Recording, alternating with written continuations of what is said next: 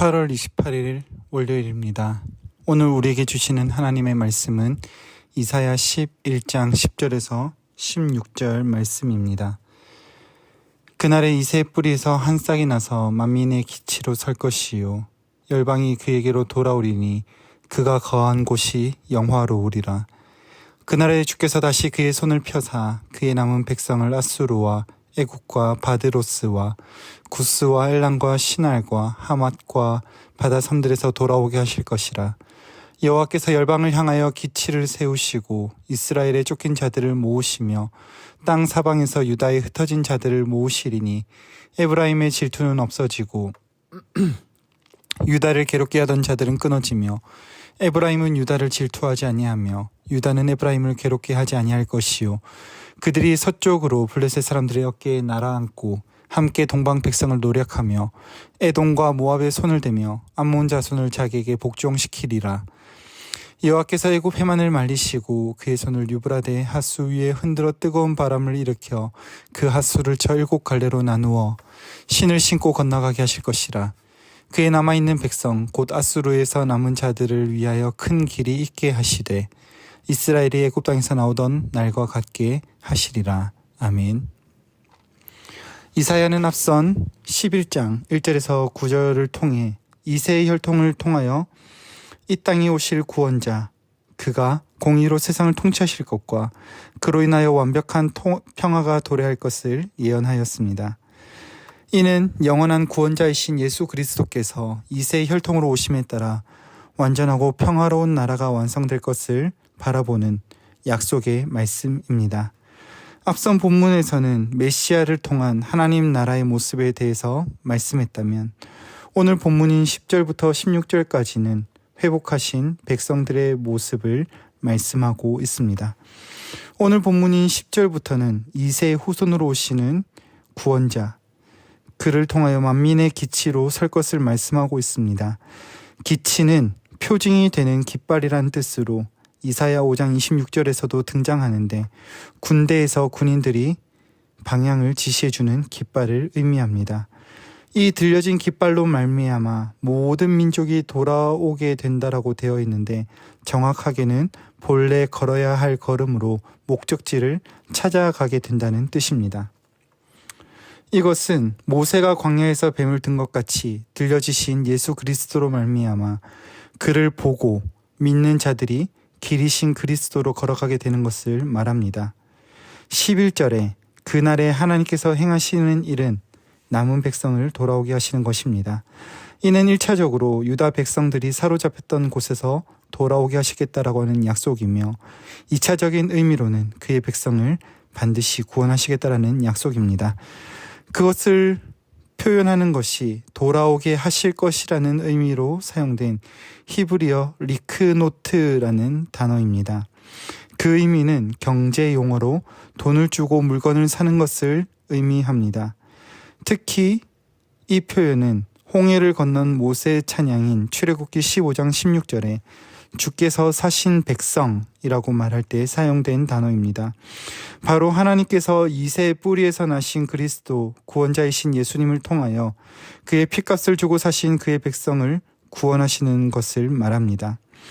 다시 말해 주께서는 그 백성을 위하여 합당한 값을 치르시고 구원하셨음을 말합니다. 어디에서 돌아오게 하실 것인지를 여러 지명을 통해 말씀하시는데 이 지명들은 유대인들이 피신하거나 사로잡혔던 지역적으로 구체적 장소들이며 더 나아가서는 뿔뿔이 흩어진 여러 지역들을 의미합니다. 이것은 하나님께서 자기의 백성들이 어디에 있을지라도 반드시 구원하시겠다라고 하는 신실한 약속입니다. 확실하고 신실한 주님의 약속은 12절에서 추방된 자들, 흩어진 자들을 모으시겠다라는 선언으로 그 확실성을 더합니다. 그때 일어나는 일이 13절부터 16절까지 나타나는데 13절에선 오랫동안 적대 관계에 놓여져 있는 남북 두 왕국이 진정으로 화목하게 될 것을 약속하십니다.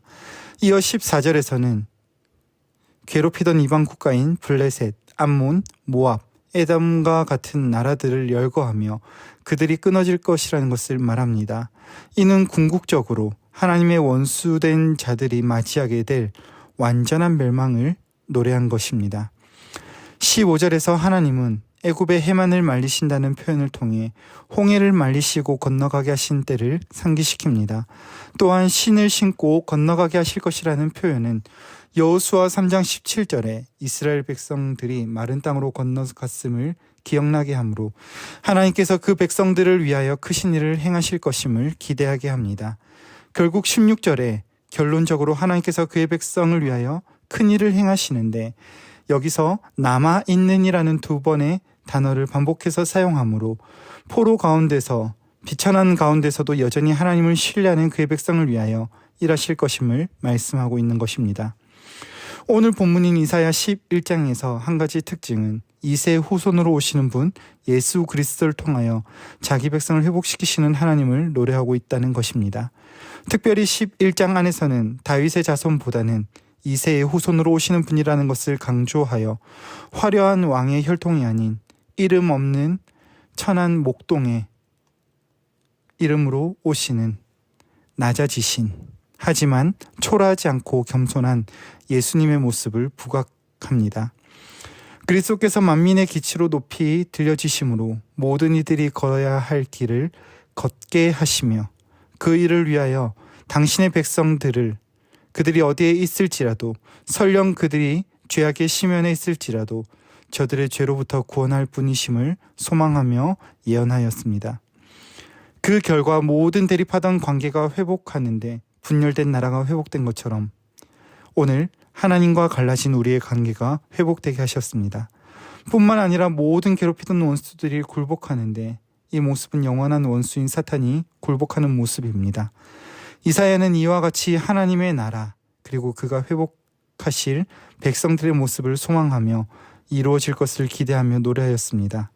그러나 우리는 이 말씀이 이미 우리에게 이루어진 때를 보고 있습니다. 그렇기 때문에 우리가 이 말씀 앞에서 해야 하는 것은 그리스도 안에서 허락하신 완전한 하나님의 나라를 발견하고 들려지신 기치가 되시는 그리스도를 바라보는 것입니다.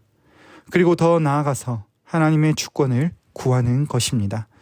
하나님이 아닌 다른 것을 구하는 아하스와 남유다를 향하여 완전한 나라, 백성의 회복을 말씀하셨습니다.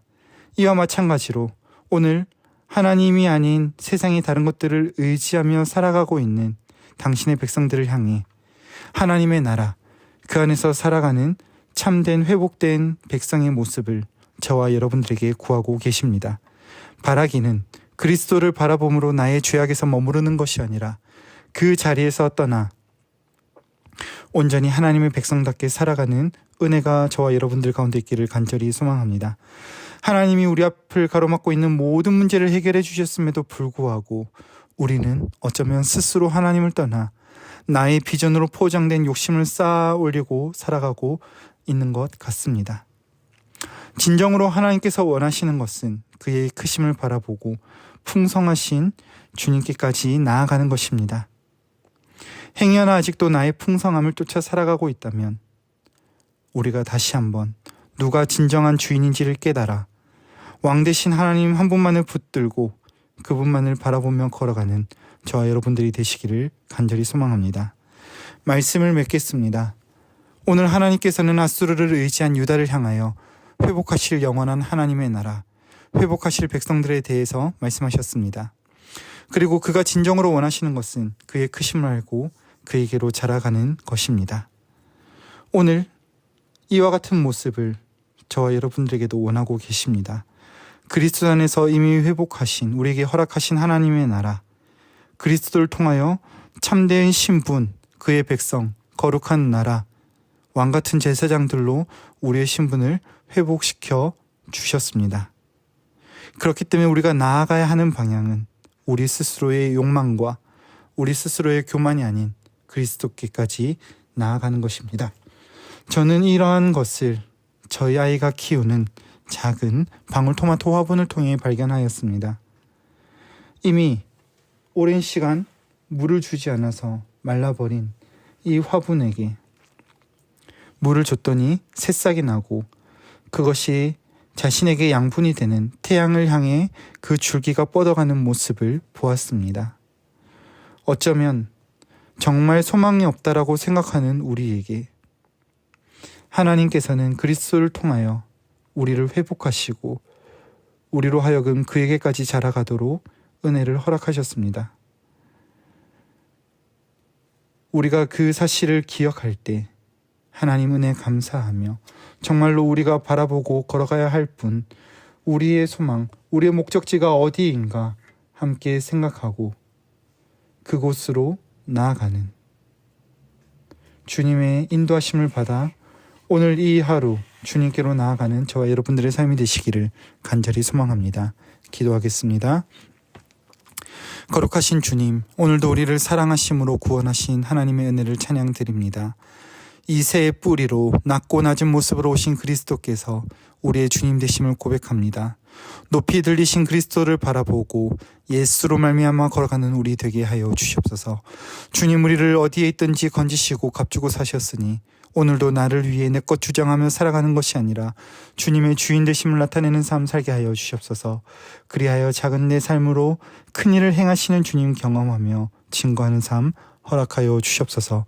그렇게 우리를 인도하실 주님 찬양하옵고 우리 구주 예수님의 이름으로 기도드립니다. 아멘. 이 시간 함께 기도하실 때 주신 말씀 붙들고 기도하시고 나라와 민족과 한국교회를 위하여 기도하시겠습니다. 또한 성도님들의 한 주간의 삶을 위하여 기도하실 때 구원의 하나님을 경험하며 삶으로 하나님을 증거하게 해달라고 기도하신 이후에 자유롭게 각자의 처소로 돌아가시겠습니다. 함께 기도하겠습니다.